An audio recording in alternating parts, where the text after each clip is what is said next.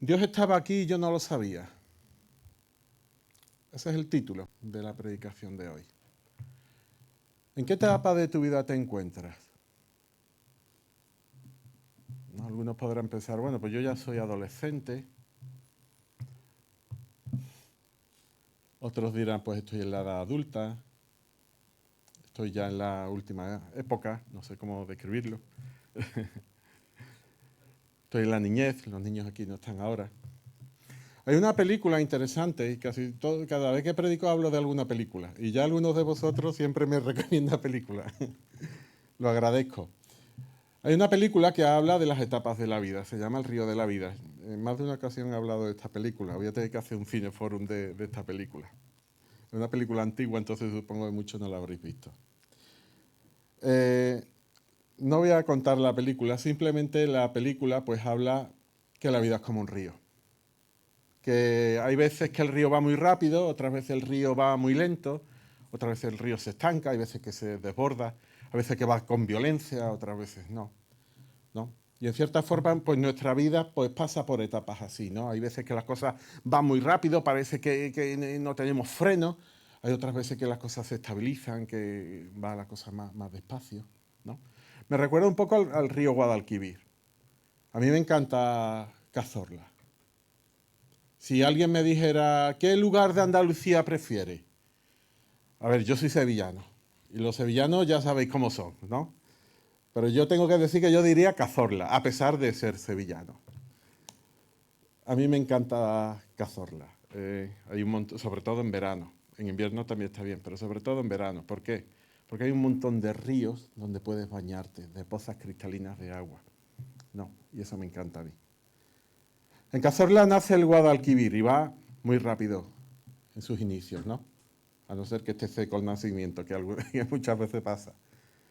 Pero va rápido, ¿no? Luego llega allí a un pantano que hay, no sé si es el pantano del Tranco o algo así se llama, me parece a mí. Y allí se estabiliza un poco. Luego pues sigue allí por los campos de Jaén, llega a Córdoba, pasa por Córdoba, ya se ha ampliado bastante, pasa por el puente romano de Córdoba. Pasa por Lora de Río, yo lo he visto pasar por Lora de Río, he estado pescando allí. Pasa por Sevilla y en Sevilla ya se amplía, ¿no? Y cuando llega a San Lucas de Barrameda, no te digo nada cómo va. Los barcos entran por allí y van hasta Sevilla, ¿no? ¿En qué etapa te encontrarías tú de tu vida si tuvieras que compararla con ese río? ¿Estarías en los rápidos? ¿Estarías ya llegando a San Lucas de Barrameda? Ya más reposado, más tranquilito, ¿no? Hoy vamos a hablar de etapas y vamos a hablar de una etapa, de un cambio de etapa. De una persona que vivió una etapa determinada y de repente se ve por una serie de circunstancias pues que tiene que cambiar de etapa. ¿Y cómo afronta esta nueva etapa? ¿No? Algo que en cierta forma nos pasa a todos, ¿no? Todos en un momento dado de nuestra vida pues estamos viviendo de una determinada forma y llega un momento que tienes que cambiar. En mi vida ha habido varias, ¿no? Yo recuerdo cuando terminé los estudios, pues desde que eres niño estás en el colegio y tu objetivo es aprobar el curso. Y termina el curso y llega el siguiente, y llega el siguiente, y llega el siguiente. Y llega un momento, en mi caso, cuando tenía 20 y pocos años, que termino de estudiar. Digo, bueno, ¿y ahora qué? Y entro en una nueva etapa. Y tienes que adaptarte a esa nueva etapa. Bien, vámonos a Génesis capítulo 28, versículo 10. Vamos a leer el texto. Son 12 versículos, del 10 al 22. Génesis 28, 10 al 22. Y dice así. Salió pues Jacob de Beerseba y fue a Harán. Y llegó a un cierto lugar y durmió allí, porque ya el sol se había puesto. Y tomó de las piedras de aquel paraje y puso a su cabecera y se acostó en aquel lugar. Y soñó. Y he aquí una escalera que estaba apoyada en tierra y su extremo tocaba al cielo, en el cielo. Y he aquí ángeles de Dios que subían y descendían por ella. Y he aquí Jehová estaba en lo alto de ella, el cual dijo, yo soy Jehová, el Dios de Abraham, tu padre, y el Dios de Isaac. La tierra en la que estás acostado te la daré a ti y a tu descendencia. Será tu descendencia como el polvo de la tierra. y te extenderás al occidente, al oriente, al norte y al sur. Y todas las familias de la tierra serán benditas en ti y en tu simiente. Aquí yo estoy contigo y te guardaré por donde quiera que fueres. Y volveré a traerte a esta tierra, porque no te dejaré hasta que haya hecho lo que te he dicho. Y despertó Jacob de su sueño y dijo, ciertamente, Jehová está en este lugar, y yo no lo sabía. Y tuvo miedo y dijo, cuán terrible es este lugar. No es otra cosa que la casa de Dios y la puerta del cielo. Y se levantó Jacob de mañana y tomó la piedra que había puesto de cabecera y la alzó por señal y derramó aceite encima de ella. Y llamó el nombre de aquel lugar Betel, aunque Luz era el nombre de la ciudad primero. Hizo Jacob voto, diciendo, si fuere Dios conmigo y me guardare en este viaje en el que voy, y me diere pan para comer y vestido para vestir, y si volviere en paz a casa de mi padre, Jehová será mi Dios. Y esta piedra que he puesto por señal será casa de Dios, y de todo lo que me dieres, el diezmo, apartaré para ti. Bien, pues vamos a orar. Padre, agradecemos este texto, agradecemos que tú nos hablas a través de tu palabra y te rogamos pues que ilumines los ojos de nuestro corazón. Que lo que tú quieres que aprendamos en esta mañana, tú no solamente sea un conocimiento, sino que sea algo que afecte nuestra vida. Ayúdame a mí en mis limitaciones para explicarlo. En Cristo Jesús. Amén. Bien, he dividido el texto en 4 partes.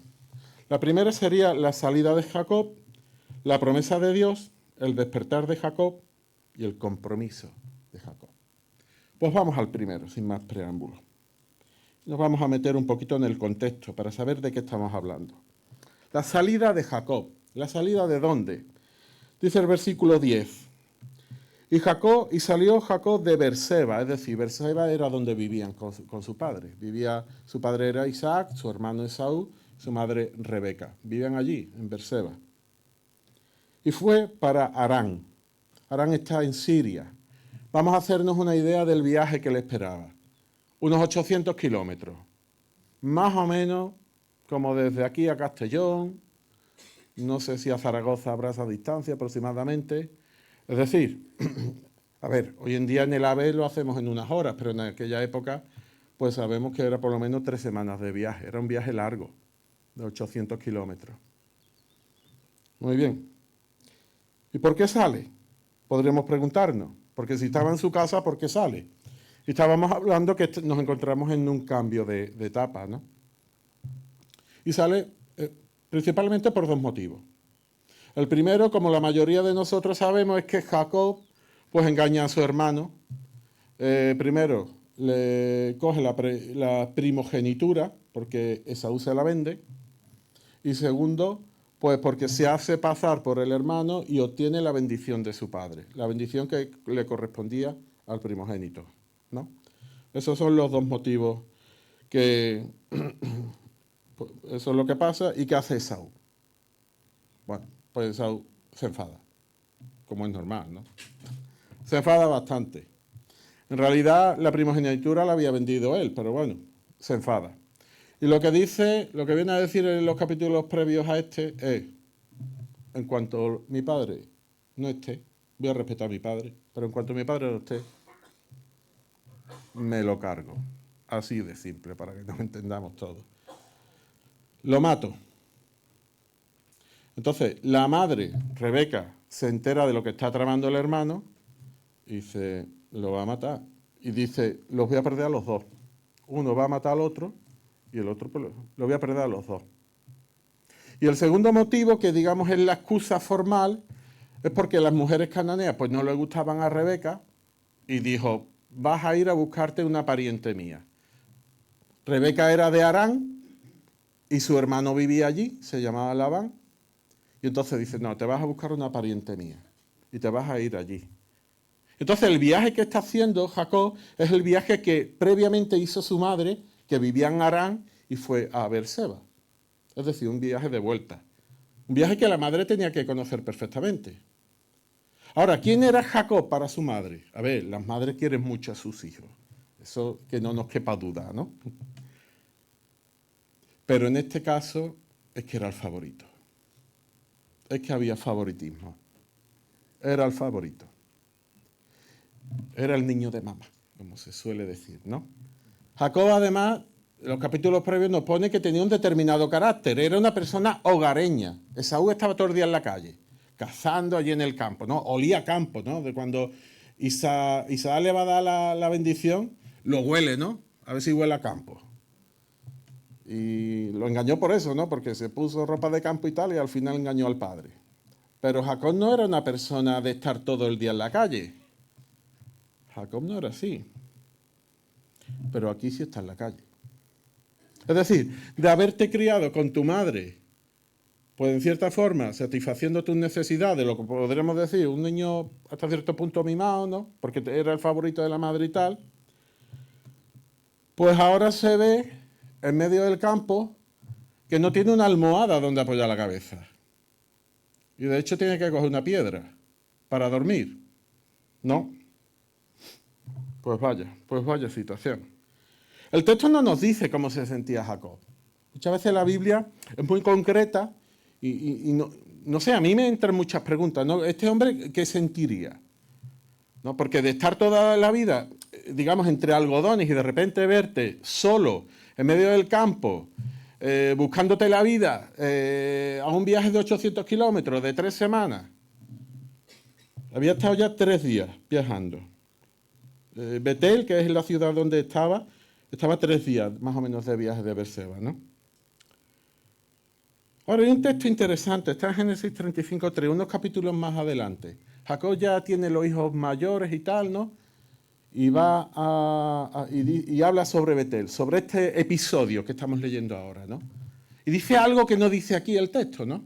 Y dice, y hablando del Señor, ¿no? Hablando de Dios, dice, quien me respondió en el día de mi angustia. Es decir, este texto que vamos a leer, en realidad es una respuesta. Jacob aquí no está pidiendo nada.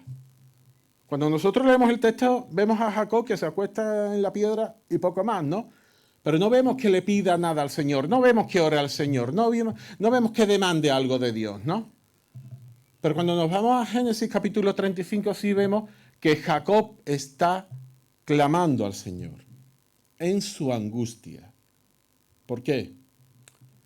Porque está solo. Porque no tiene a nadie. No sé lo que pasa, cada vez que me subo a predicar, pita la bomba. Está solo, no tiene a nadie. Además, no tiene bastante con eso, sino que su hermano lo está buscando. Espera un momentito.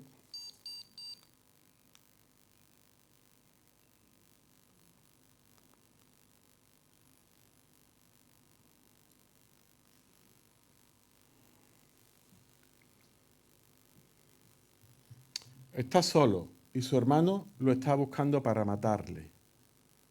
Ahora, imagínate tú en el lugar de Jacob, solo por la noche, en medio del campo, en un lugar desconocido, una persona hogareña, y encima tu hermano queriendo matarte. No sé, yo me imagino estar allí y al mínimo ruido que pasara cualquier animalito, no sé, pegaría uno un salto, no, ya está aquí mi hermano para matarme, ¿no? Hay momentos en la vida en los que nos sentimos así. La vida tiene etapas, pero hay etapas en las que las cosas van muy rápido y tú prácticamente no te fijas en esas cosas. Y hay otras en las que uno está solo.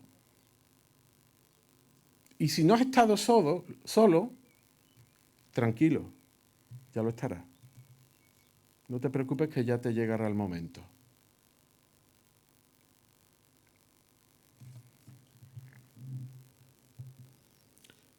Jacob tenía muchas promesas. Su padre le había dicho que le iba a dar que le dio la primogenitura, que lo pondría sobre su hermano. Pero en ese momento, ¿qué tiene? El padre le dijo que lo pondría por señor del hermano, pero en ese momento, ¿qué tiene? No tiene nada. Nada. Ni una almohada. Le dijeron que le iba a tener una bendición, pero ¿qué tiene? Nada. Soledad. Él tenía el sueño de alcanzar la primogenitura, ¿no? De ser mayor que su hermano. Y de hecho Dios lo había predicho, lo había prometido antes del nacimiento. Ahora, lo interesante es cómo intentaron cumplir la voluntad de Dios tanto él como su madre. De forma ilícita, a través de engaño, ¿no? Lo interesante es que todo lo que él hizo luego le fue a pasar más tarde. Él engañó a su padre, sus hermanos, sus hijos lo engañaron a él. Labán lo engañó a él también con las mujeres, ¿no? Con las esposas que tuvo. Todo lo que hizo al final le cayó encima. Es muy interesante. Ahora una pregunta para ti. Jacob tenía el sueño de tener la primogenitura, de tener la bendición de su padre. Estaba solo. ¿Qué lugar ocupan los sueños en tu vida? ¿Dejas todo por seguir tus sueños? A ver, yo no estoy diciendo que los sueños sean malos, que plantearnos objetivos en la vida sea malo, yo no estoy diciendo eso. Pero ¿qué lugar ocupan esos objetivos? ¿En qué puesto estás poniendo eso? ¿Los estás poniendo por encima de Dios? Porque ellos fue lo que hicieron. Pusieron sus sueños por encima de Dios. Intentaron alcanzar sus sueños de forma independiente a Dios. Lo interesante es que Dios le iba a dar aquello que había prometido. Pero lo peor es que tuvieron que pagar las consecuencias. Porque las pagaron tanto Rebeca como él. ¿Sabéis por qué? Rebeca lo manda a Harán por unos días. Dice, bueno, vete unos días, eso está en el capítulo previo, vete unos días hasta que el enfado de tu hermano se le pase. ¿Sabéis cuántos años está Jacob en Harán? 20. ¿Y sabéis una cosa? La Biblia no habla del reencuentro. La Biblia no habla de cuando Jacob vuelve y ve a su madre. Es posible que no lo viera. Es interesante como a veces pagamos las consecuencias de no tener a Dios en nuestra vida. Sí, continuamos. La salida de Jacob. Nos vamos a la promesa de Jacob. Y dice el versículo 12. Y tuvo un sueño, Jacob, y he aquí había una escalera que estaba apoyada en la tierra, cuyo extremo superior alcanzaba hasta el cielo. Y aquí los ángeles de Dios subían y bajaban por ella. Es decir, tiene un sueño. Ahora, este no es un sueño normal. ¿Por qué? Porque Jacob de alguna manera identifica que esto es una visión de Dios. Es decir, los sueños, cuando tú te despiertas, sabes que aquello ha pasado, ¿no? Pero Jacob no. Jacob aquí identifica que esto es una visión de Dios. Y dice el versículo 13, y he aquí el Señor estaba sobre ella, sobre la escalera, y dijo, yo soy el Señor, el Dios de tu padre Abraham y el Dios de Isaac. Ahora es interesante, porque a partir de Génesis, cada vez que Dios se revela a los hebreos, a los israelitas, les viene a decir, yo soy el Dios de Abraham, yo soy el Dios de Isaac y yo soy el Dios de Jacob. Ese es el título, es algo que se repite en un montón de libros de la Biblia. Cada vez que se revela de esta manera. Ahora aquí dices, yo soy el Dios de tu padre Abraham y el Dios de Isaac. Y no dice el Dios de Jacob. ¿Por qué? Porque hasta ese momento Dios no era su Dios. Hasta ese momento no. Hasta ese momento su Dios serían sus sueños, sus objetivos, él mismo, lo que decía su madre, mil historias. Pero Dios no era su Dios. Porque no se describe un contacto directo con Dios y con Él. Hasta ese momento no lo conocía. Y le promete Dios varias cosas. Le promete lo mismo que prácticamente le prometió a Abraham. Le promete una tierra, la tierra de Canaán. Le promete una descendencia. Jacob iba a buscar una mujer. Entonces Dios, en cierta forma, le está confirmando que va a encontrar una mujer. Ahora es una promesa, ¿eh? Allí Jacob no tiene nada. Es una promesa. Le promete la tierra donde está acostado. Le promete una descendencia. Le promete lo que Dios ya le había prometido a Abraham, que serían todas las naciones benditas a través de él. Y además le promete que estará con él. Estaré contigo, te guardaré, donde quiera que vayas, te haré volver a esta tierra, porque no te dejaré hasta que haya hecho lo que he prometido. Es decir, le promete un cuidado personal. Jacob podría estar asustado, pero el Señor le dice, no te preocupes, que yo estoy aquí, yo te voy a cuidar. A pesar de todo lo que había hecho, ¿eh? Porque Jacob se las traía, ¿no? Dios le da una promesa incondicional. Es interesante, no le dice, mira, si haces esto o lo otro, yo voy a estar contigo. No, le dice, no te preocupes, yo estoy aquí. Yo voy a estar contigo. Dios no le pide nada.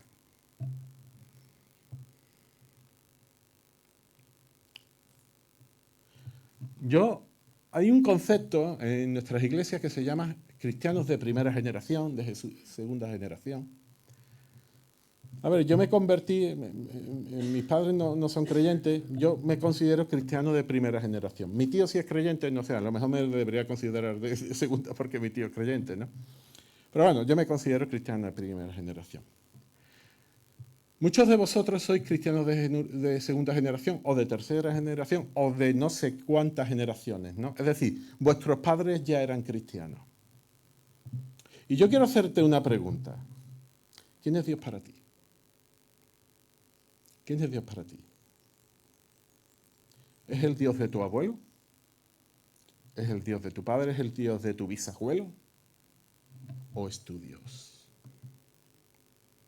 ¿Has tenido un contacto o una relación directa? ¿O lo que has escuchado lo has escuchado a través de tus progenitores? ¿Quién es Dios para ti?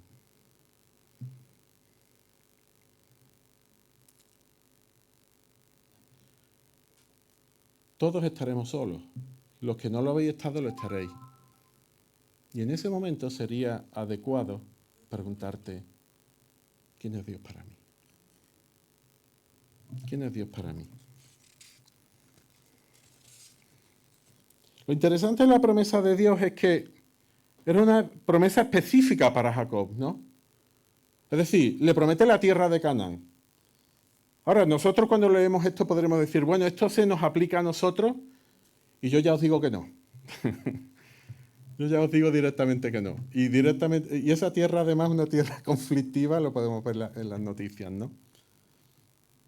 Pero Dios no nos promete a los cristianos, a los creyentes, una tierra. Bueno, Él nos promete una morada eterna, ¿no?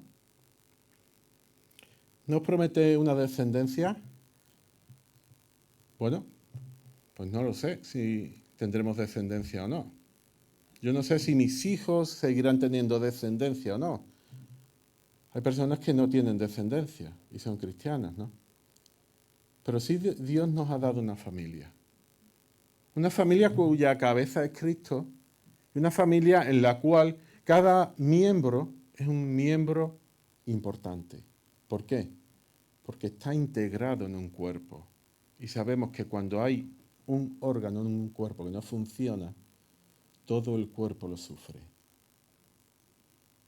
Dios nos promete una morada, Dios nos ha dado una familia. Dios también nos dice que a través de nosotros vamos a hacer bendición a otros, ¿no? Y que de hecho debemos de transmitir esa bendición a otras personas. Es interesante.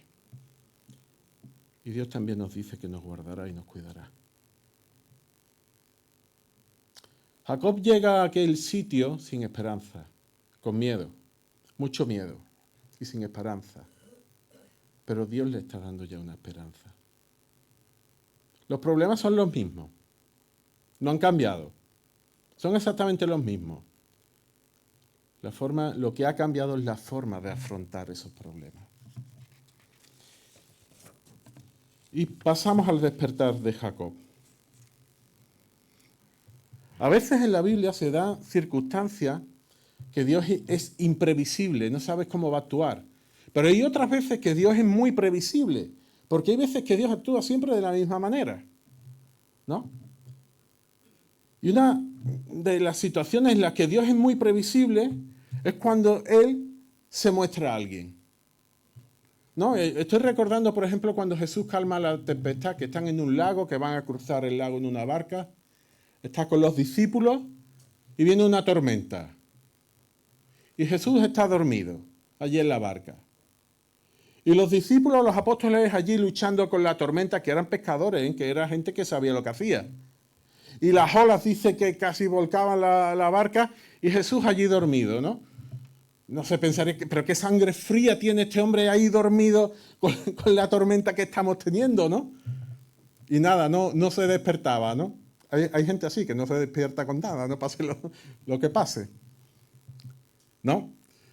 Pero llega un momento que Jesús se despierta, porque ya lo despiertan con la tormenta, porque están viendo que se van a ahogar, y Jesús se levanta y dice a la tormenta, calma, y se queda todo calmado. Y los apóstoles entran en pánico.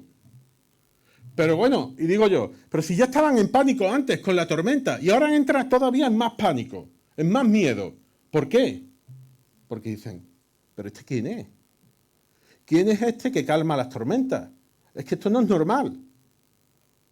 Y la forma en que las personas actúan cuando ven a Dios directamente, cuando tienen un contacto directo con Dios, es esa. Entran en pavor, entran en miedo. Y fue lo que le pasó a Jacob. Jacob estaba muerto de miedo por el hermano. Pero de repente dice el texto, despertó Jacob de su sueño y dijo, ciertamente el Señor está en este lugar y yo no lo sabía, yo no lo había percibido que Dios estaba aquí. Y dice el 17, y tuvo miedo. Es decir, si ya tenía miedo antes, ahora resulta que tiene más miedo todavía. Pero había cambiado el miedo. Ahora el temor era el temor del Señor. Ahora, a veces hablamos del temor del Señor como respeto. Y evidentemente es respeto. Pero aquí Jacob tenía más que respeto. Aquí Jacob tenía miedo. Miedo no porque te vaya a destruir, sino miedo al presenciar la grandeza de un ser que es infinito.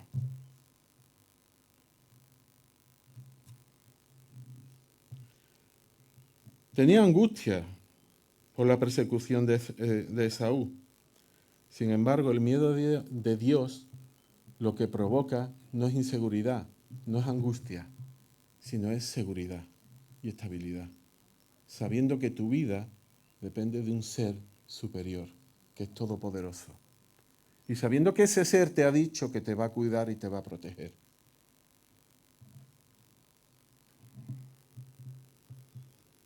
Es interesante, hay muchas fobias en nuestra cultura, ¿no? A mí las aceitunas no me gustan. A mí me ponen un plato de aceitunas cerca y sin que nadie se dé cuenta cojo una botella porque no toco el plato. No toco ni el plato de las aceitunas. Entonces con una botella, cuando nadie se da cuenta, la alejo las aceitunas porque no me gusta ni el olor. Yo no digo que yo tenga miedo a las aceitunas, pero a mí no me gustan. Seguro que un psicólogo me diría, pues tú tienes una fobia, ¿no? No lo sé. Yo veo personas que tienen fobia a la sangre. Yo hago extracciones de sangre todos los días y me viene gente que se marea con la sangre. Y hay muchos tipos de fobia. Fobia a los espacios abiertos, fobia a los espacios cerrados, fobia a las arañas, fobia, no sé, a conducir. 1000 fobias, 1000 miedos, ¿no? Es interesante. Hay una definición del miedo de Wikipedia, dice, el miedo es una emoción desagradable provocada por la percepción de un peligro real o supuesto, es decir, que percibimos que hay un peligro y es posible que sea real o no, es posible que sea supuesto. Es posible que el peligro sea presente o es posible que el peligro sea futuro o incluso que haya pasado, ¿no? Pero es esa percepción, ¿no? Ahora es interesante cómo escuché a un psicólogo cómo trataba la fobia y lo que venía a decir es, Bueno, la fobia lo único que pasa es que esa persona es más consciente a un determinado peligro que al resto, pero realmente si fuéramos conscientes de todos los peligros que tenemos, pues prácticamente es que no podríamos hacer nada. ¿Por qué? Porque tenemos, no sé, yo trabajo en prevención de riesgos laborales y en cierta forma te obsesionas por ver peligros por todos lados, ¿no? Entonces yo salgo, veo una barandilla, digo, pues ahí se puede caer uno. Ves una escalera, pues ahí se puede resbalar uno y se cae. Entonces está uno todo el día viendo peligros, ¿no? Hay miles de peligros a los que nos enfrentamos todos los días. Ahora es interesante cómo somos más conscientes a unos peligros que a otros y otros no los tenemos en cuenta, ¿no? A lo mejor podemos tener miedo a que venga al agua, ¿no? A bañarnos en la playa, porque vaya a venir un tiburón, ¿no? Y nos ataque, ¿no? Y nos montamos en el coche y no somos conscientes, podemos tener un accidente y a lo mejor hay muchísimas más probabilidades de morir en el accidente a que venga el tiburón. Ahora no tenemos miedo a eso, ¿no? ¿Cuáles son tus miedos?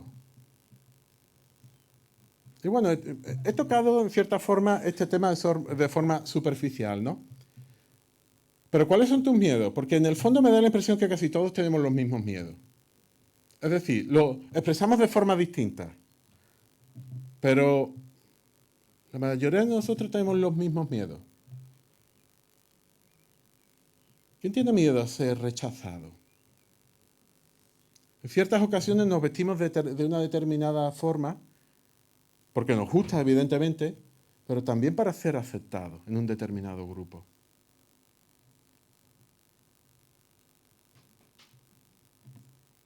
Miedo a la incapacidad. Uno de los terrores de los predicadores es plantarte aquí y quedarte en blanco. Y no saber qué decir, ¿no? Delante de todo el mundo mirándote. Miedo al ridículo. A decir algo que no venga a cuento, ¿no? Muchas personas son tímidas por esto, ¿no? Porque no se atreven a hablar, vayan a decir algo inapropiado. Miedo al desprecio. Miedo a no sentirnos amados por otros. Porque todos tenemos esas necesidades de sentirnos queridos, de sentirnos aceptados. ¿Cuáles son tus miedos?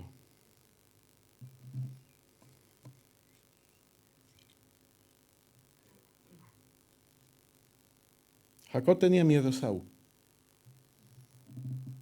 a perder la vida.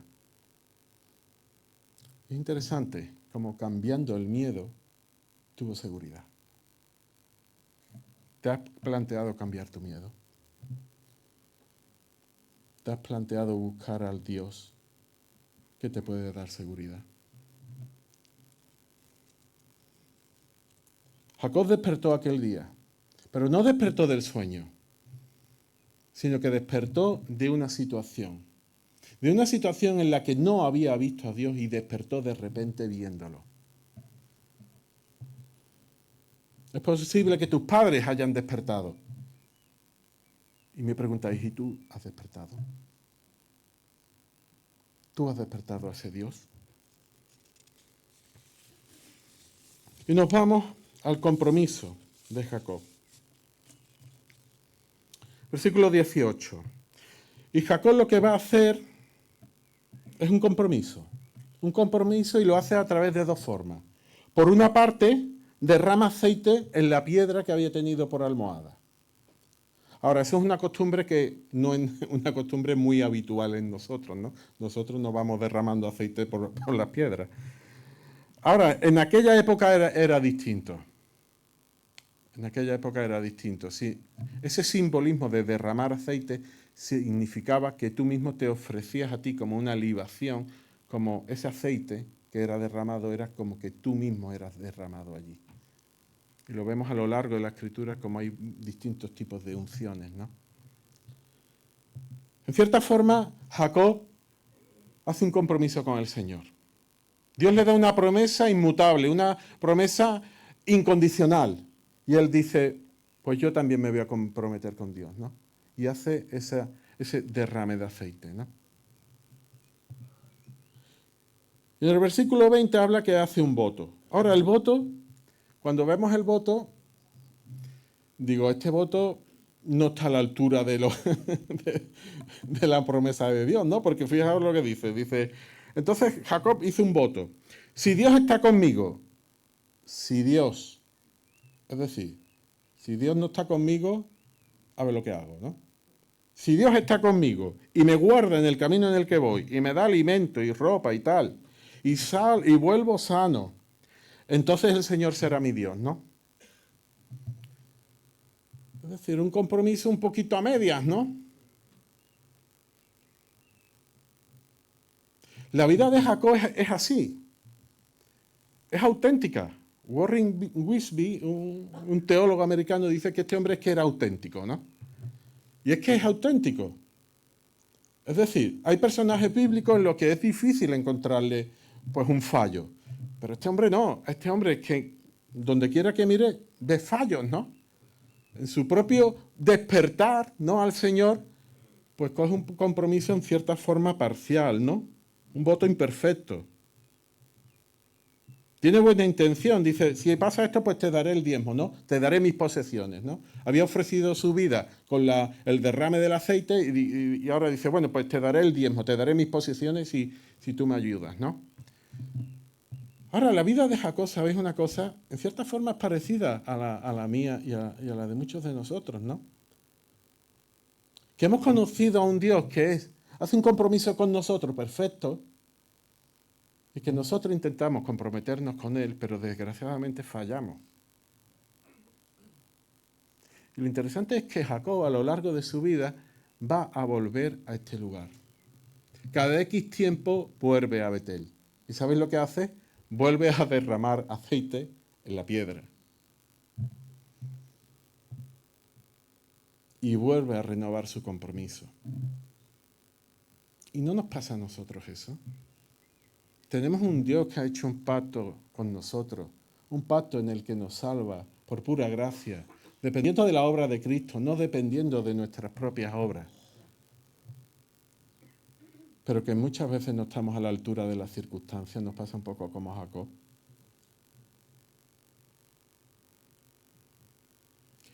Por la noche se acostó sin esperanza, por la mañana se levantó. Con los mismos problemas, ¿eh? No habían cambiado en esa etapa, sus problemas eran los mismos, pero había cambiado su forma de afrontarlo. Ahora tenía esperanza. Ahora sabía que no iba solo. Ahora sabía que el Dios de su abuelo y el Dios de su padre y su Dios estaba con él. Dios estaba aquí y yo no lo sabía. Es interesante porque cuando leemos su palabra vemos que es que Dios no está en un lugar, sino que Él está en todo sitio. Él es omnipresente. Él está en tu casa, está en el cole, está en tu trabajo, está en la iglesia, está cuando vas con tus amigos, está cuando estás con tu familia. ¿Tú eres consciente? ¿Eres consciente cuando estás en el hospital, cuando estás con enfermedades, cuando lo estás pasando mal, cuando te sientes rechazado, cuando temes por tu vida? Dios está ahí, a lo mejor no lo sabes. Somos conscientes. Jacob tuvo un despertar. Y creo que nosotros, al igual de Jacob, necesitamos acudir de vez en cuando a Betel para renovar nuestro compromiso y volver a ver al Dios que está ahí y a lo mejor se nos había olvidado.